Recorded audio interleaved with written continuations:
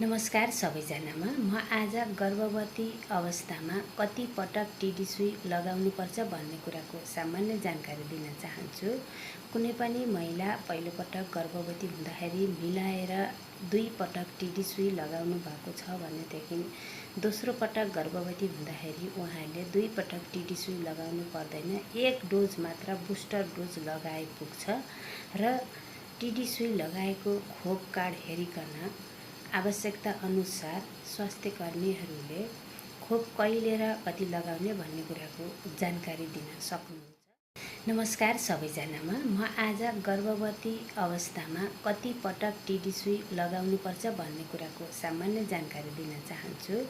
कुनै पनि महिला पहिलोपटक गर्भवती हुँदाखेरि मिलाएर 2 पटक टिडी सुई लगाउनु भएको छ भनेदेखि दोस्रो पटक गर्भवती हुँदाखेरि उहाँहरूले 2 पटक टिडी सुई लगाउनु पर्दैन, 1 डोज मात्र बुस्टर डोज लगाए पुग्छ र टिडी सुई लगाएको खोप कार्ड हेरिकन आवश्यकता अनुसार स्वास्थ्य कर्मीहरूले खोप कहिले र कति लगाउने भन्ने कुराको जानकारी दिन सक्नुहुन्छ।